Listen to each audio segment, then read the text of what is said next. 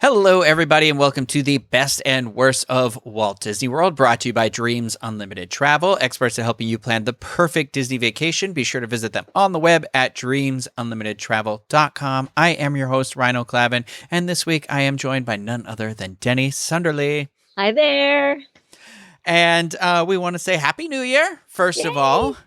And today we are going to be talking about the top 5 best things to look forward to in 2021 right now. So the reason why we say right now is because Denny and I were talking ahead of time before the show, and we were just saying, you know, going back and forth whether we should do like what to look forward to in 2021, just because it feels like it's still kind of all up in the air, right? Like we know things are going to happen, and we don't know specific dates for a lot of stuff. But the more we chatted, there are a couple things that you and I are specifically excited about. So we were like, that were giving us that fun feeling. So I feel like we need to share those, right? Yes, we're going to seize the day.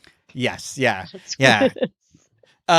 Yes, we will. We won't be standing up on any desks today, but we will, you know. But these are, like you said, these are things you can enjoy right now. You don't have to wait. These are things that if you're coming down on vacation, go ahead and give them a whirl.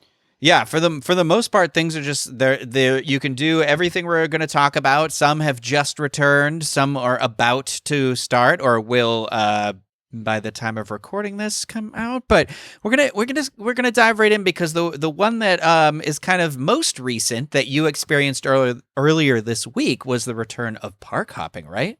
Yes, absolutely. So park hopping is back. It's a little different than we used to know it, but it's still that old friend that we enjoyed. So if you are somebody who really likes to craft your Disney World vacation around the idea that you can go to more than one park in a day, you will be A-OK, because all you need is a park pass to a park.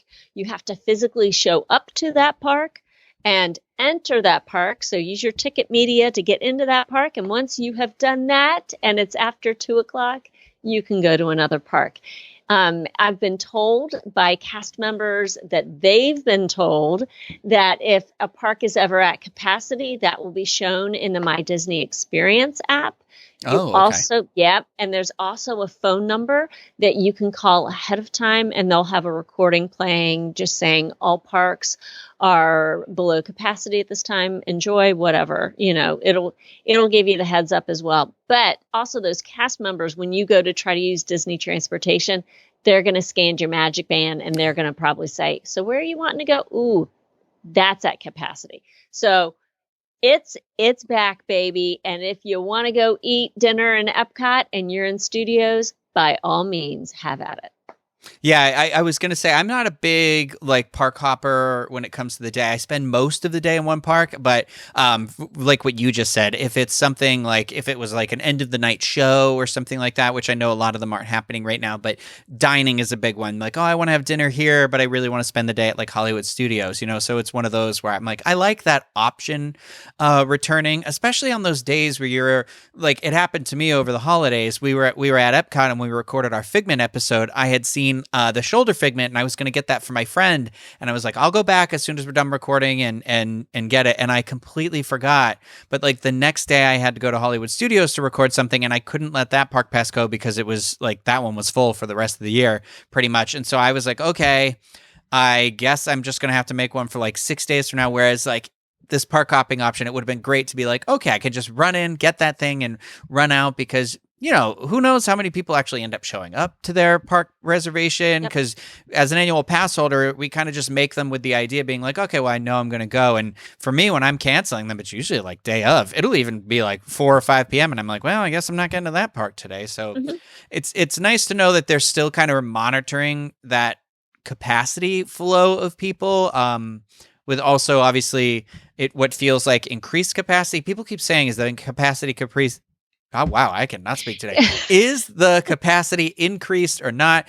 And that's not something you need to really be thinking about, because that is not something that you ever really knew before. Like, you're not getting the forecast of how many people are going to be in a park a day. Only the employees are getting that, the cast members.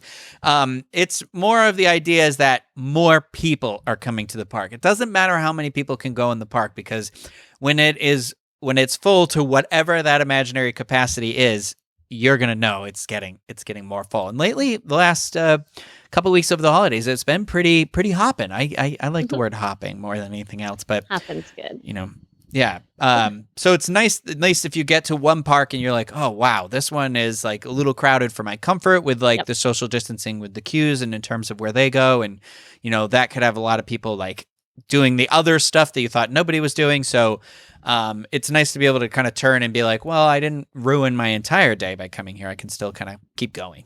Yeah, and in after a year of things kind of being taken away, and we've heard a lot of feedback from Disney World fans who say, well, the experience isn't the same.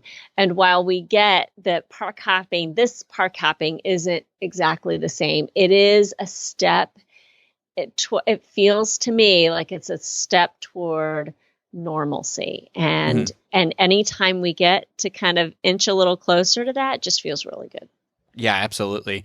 And another thing returned over the holidays. We knew it was coming. We had heard the whispers, the rumors, the lights here and there. We'd seen people spotting it as if it were Loch Ness Monster in Bay Lake, But the electrical water pageant has returned, and I know you were very excited about this, Deni. Ryno, it's an old school kind of thing. And yes, every time I get so excited to see it, like if we get to stay in one of the resorts along its little path, I get so excited to see it. And oh, there it is. And I kind of go, okay, at the same time, I know it's one of those things that's not the most technologically advanced. Yeah. So, but it's a little taste of vintage Disney World. And like I said, with the park hopping, after a year of no, to get something return and to get a yes feels really good.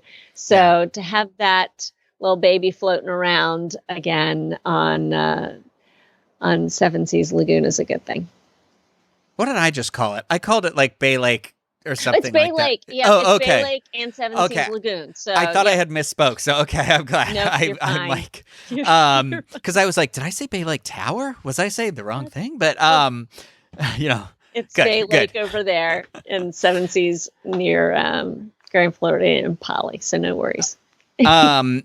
What's interesting about the electrical water pageant for me is it's one of those things like I have never like sought it out in my life, but it is one of those things like when it's happening, you're like, this is so charming. Like one of my favorite spots that it was recurring, like I just kept getting there at just the right time was at Geyser Point at oh my gosh, Wilderness Lodge. Mm-hmm. Yeah, it's been so long, I can't remember. I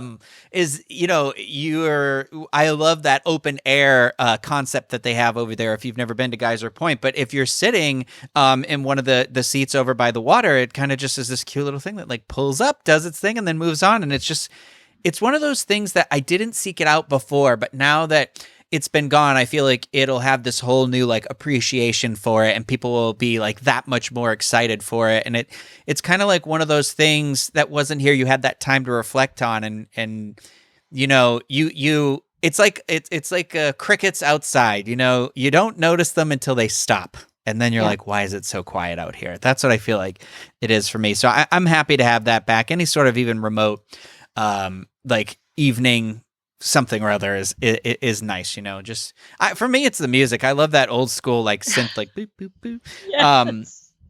I am also pretty excited lately. You may or may not know this, listener or viewer, but we have split off our YouTube channel, our content into several YouTube channels to kind of get it all a little more focused in terms of what people want. And we have split off our dining channel, and that experience has also opened up that we can do more content related to dining. So that's why I've started showing up in videos a little bit more again, is because now it's kind of been like, okay, well, everybody go out and try some stuff. And so I'm on this kick right now, again, that I had started before COVID, where I am looking for a lot more of the more interesting vegan options and things like that. So that's been like my vegan options and really cool on a budget snacks. And but before we got started, Deni, you were talking to me about experience you had at Wine Bar George. So I just have to say that I think there's something about like dining that's really interesting right now, because like Gideon's opening too is very exciting. They're not officially open, but as of recording this, but there is just something where, you know, I've always said on the show that my journey through Disney, for me, having been so many times now, is like, how does that storytelling go into like the food and the drinks, and how does that play a role? And honestly, with Disney, the restrictions they have at Disney in terms of like social distancing and the health and safety measures, it is definitely, in terms of where you can go in the world, one of the, I feel like, more the better kept up in terms of saying we're doing this and we're going to keep doing this and we're going to clean this and we're going to do that. In my experience in Central Florida, at the very least. And so it's nice to be able to kind of have that couple of like spots of, like you said, normalcy, where you're like, oh, I got to try this little treat. Like, yes, I have to get the treat and then run and hide somewhere where there aren't any people in a dark alley somewhere. So it's not quite the normalcy of what I want. But there are these like shining moments and things that I look forward to finding these things out. So I have to say that dining is something I'm really excited for. And I know you feel the same way. So I know I would love it if you told us the story about Wine Bar George. Oh my goodness. Okay. So for New Year's Eve, and it's so funny, we all have our favorites, right? So when we come to Disney World, we have our favorites that we go to. But New Year's Eve, my husband and I decided to try Wine Bar George. And of course, we don't drink. So we've never been specifically attracted to it, but I know that they have good things going on. And so when that reservation was available, I said, yeah, let's try it. So we both jumped in with both feet, and it's so funny because I know this word can be so cliche, but it was incredibly magical, the whole 9 yards.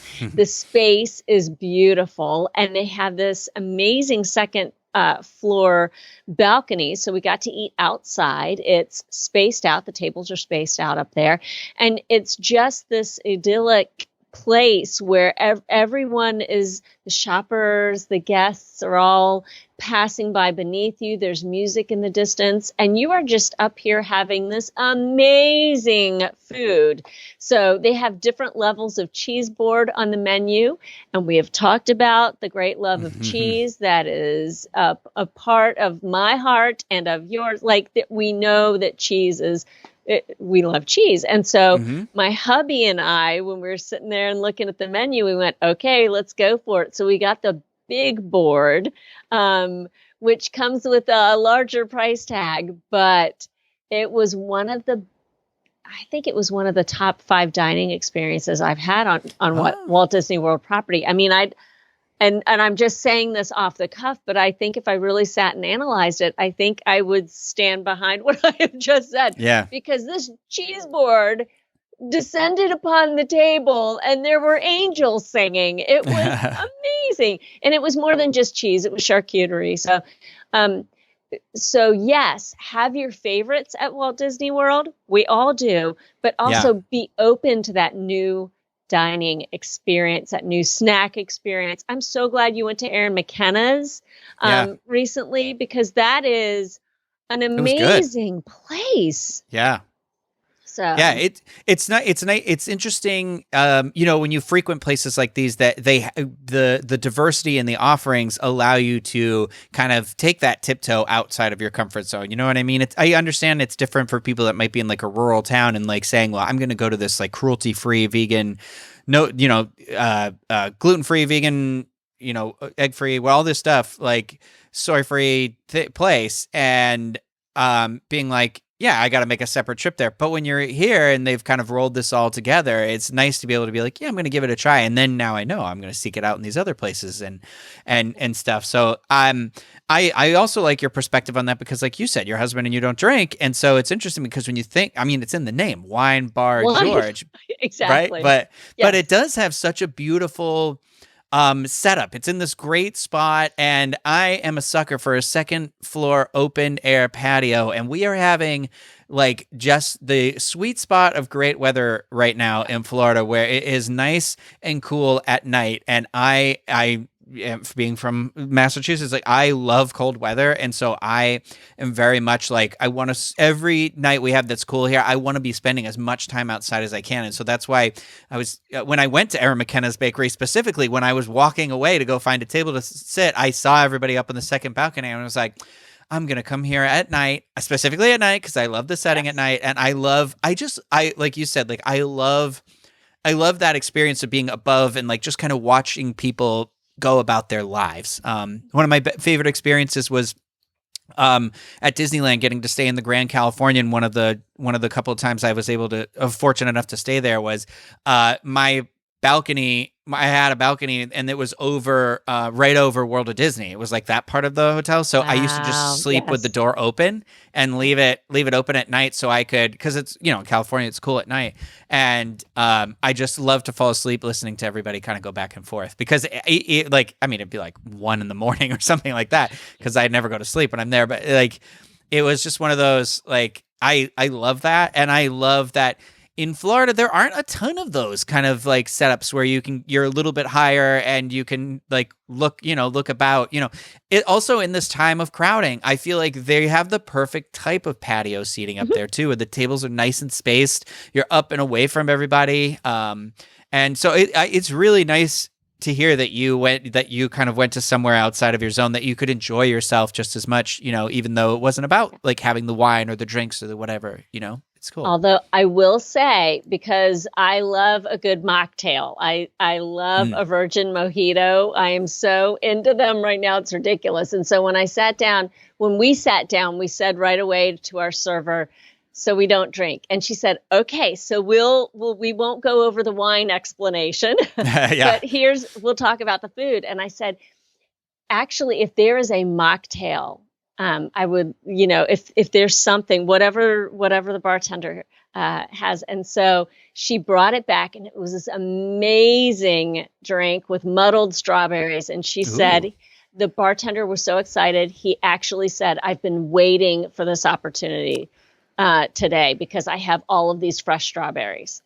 So like, that's awesome. Yeah. So even if drinking isn't your thing, go to Wine Bar George, although me saying this is going to make it harder to get a table. I know. I was just going to say, maybe we should just cut this whole part out so that we can keep going ourselves, or we can go, because I've only been once, and and it was a good experience, but I didn't do the board or anything like that. I just had like a glass of wine, and it was nice, but I was like, I want to go. I'm going to go up there. I'm going to have a treat yourself day someday in the future and do that because of you. So I think another thing to look forward to that's about to start the day after this is released of recording. So when you're watching this, it's probably already going on, is the 2021 Epcot Taste of Epcot International Festival of the Arts. Yeah, the wording on this festival is such a mouthful, but Festival of the Arts is one of my favorite, if not my favorite festival they do at Epcot. So I am really happy, even with all the current health and safety and social distancing stuff that's going on, that we still are going to get this festival, because to me, like, I like to paint, and I am in no way an artist. Like, I don't like that. I would never use that word to describe myself, but I think love. You are. Let me just hit Ryno, I've seen your art, so let me just put it out there. You are an artist. Okay, go ahead. Well, thank you. I one of the things I love is just, I love being able to go somewhere and just kind of see something, and that way it inspires you. It's like, and I am very much like, I'm drawn to like pop art. So I feel like I find a lot of the artists that they do invite to the festival kind of are more in line with the stuff I like. Not to say that there isn't stuff all over the place, but I am drawn to like that cartoony kind of look to stuff, or that, just like bright colors and all that sort of things, and simple lines, and so I love that we have all these people that are coming through, and some do like prints for the festival, but also I think this festival has some of the best food. I think they get really unique with it, and I think they're not afraid to get unique with it, because that's the whole point. It's supposed to be maybe even more so unique than even food and wine. Like, I like food and wine, but for a while there, it was getting a little like it was the same stuff. And in the last couple of years, I feel like they've started to refresh that and make that a little bit different. But Festival of the Arts, just I love, especially that deconstructed booth where everything is all like crazy looking. I love that so much.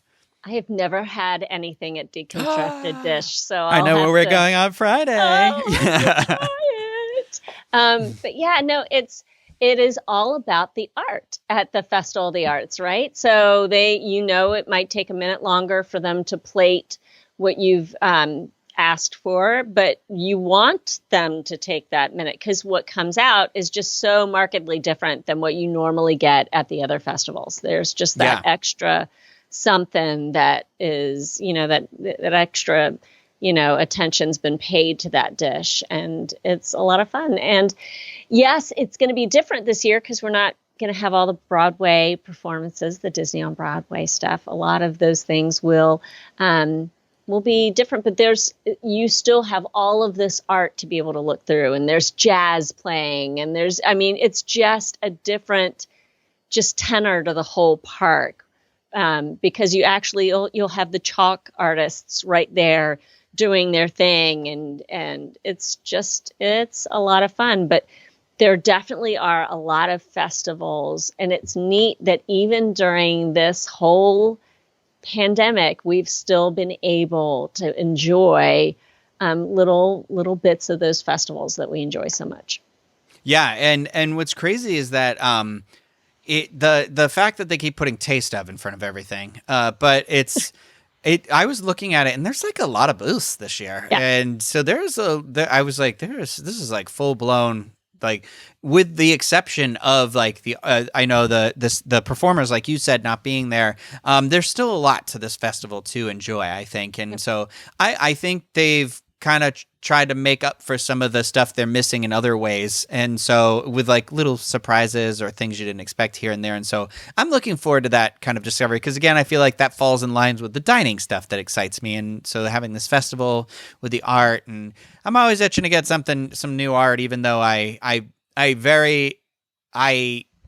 don't have any wall space left to put up anything, but I'm also hoping to move. So it's like, don't keep bringing this stuff in the house that you need to put a frame in and like whatever. But you're gonna have to box that up eventually, and it's not gonna be fun.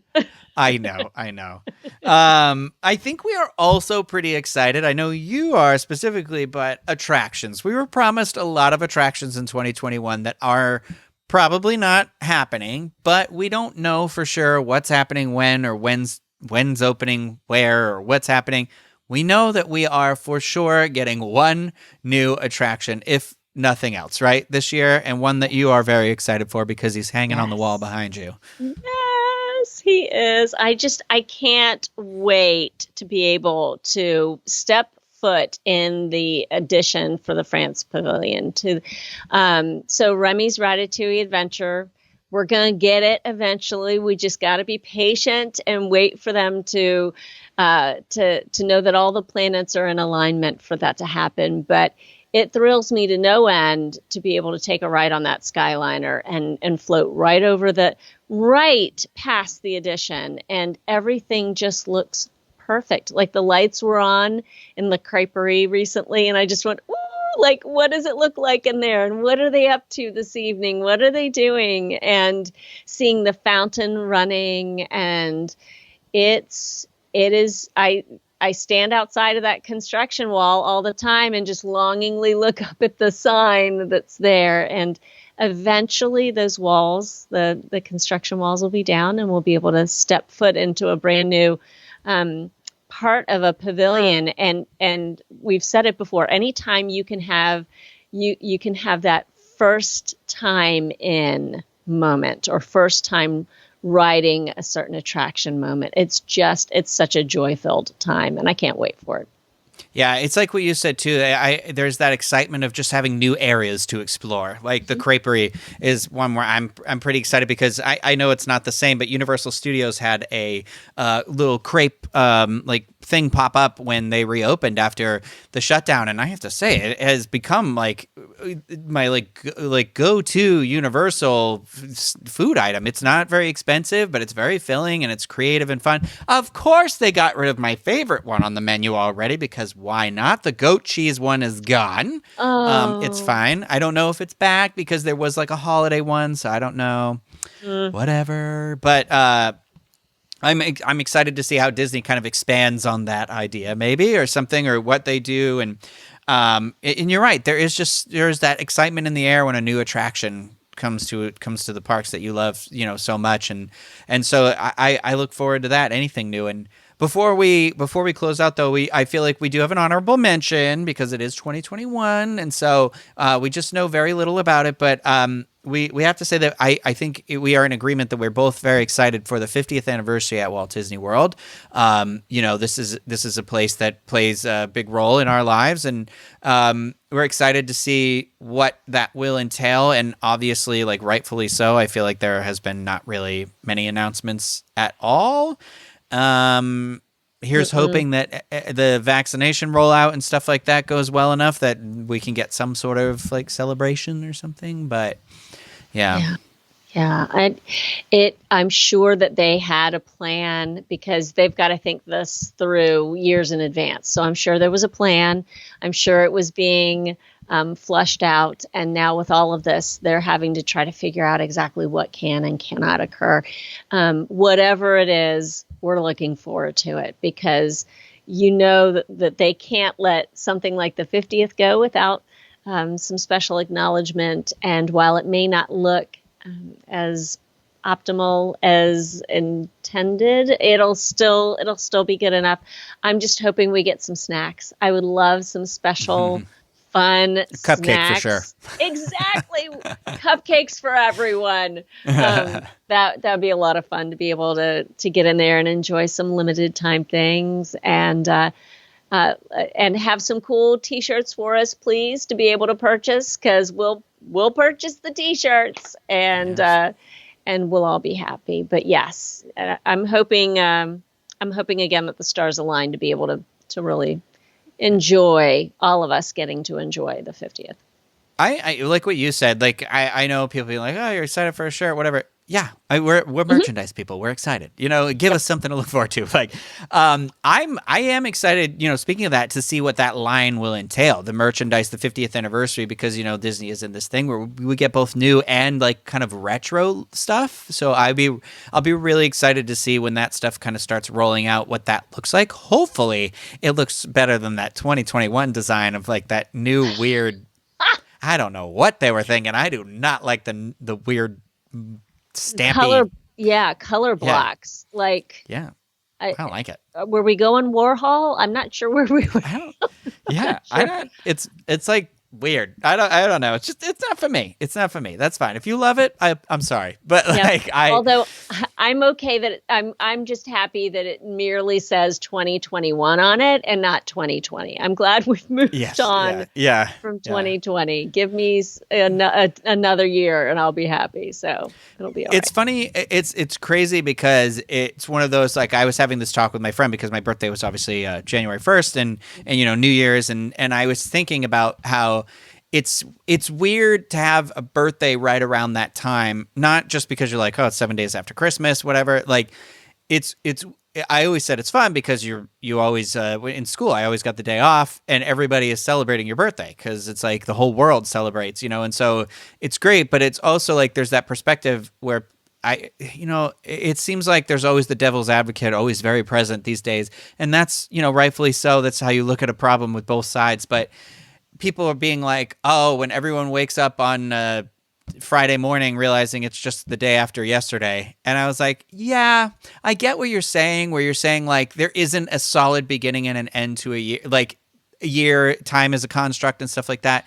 But there's something beautiful in the collective optimism that sort of reinvigorates within people, like you said, when you're like ready to say goodbye to this thing.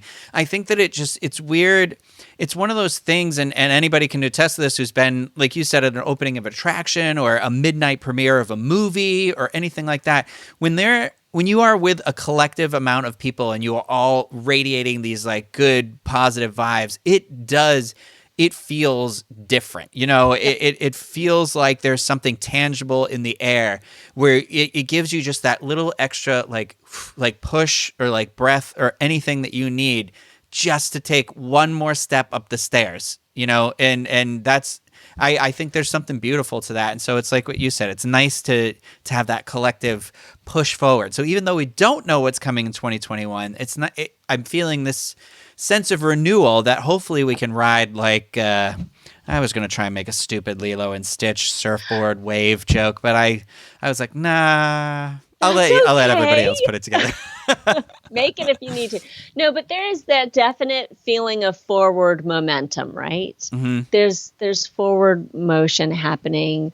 And after the year that collectively every one of us has had, I think it's okay to hang our hat on a little bit of hope. And whether that's the first day of a new year, flipping that page in the calendar, or just the fact that it's a sunny morning or whatever, we get to hang our hats on right about now, whatever we need to. And there, it will be great if we get to enjoy something like the 50th and really get to celebrate that, or a new T-shirt or a new cupcake. Yeah.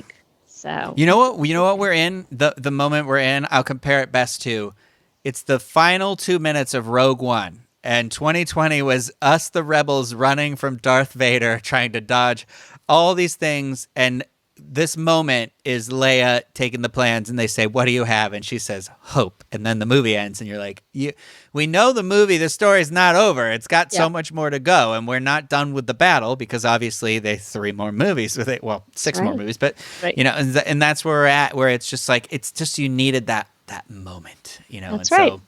so it's good. Yeah, I like it.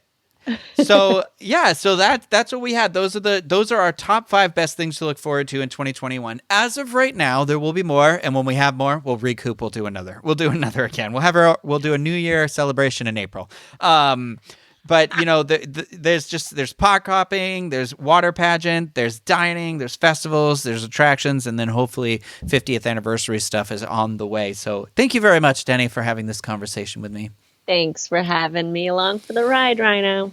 Oh, always a pleasure. And thank you, everybody out there, for listening and watching. And of course, if you are planning a Walt Disney World vacation anytime in the future, we do ask that you please book with Dreams Unlimited Travel. It will cost you nothing extra on your trip. You help support the show and all the content that we do here. So we thank you, anybody who has booked with them. Thank you, anybody who considers booking with them.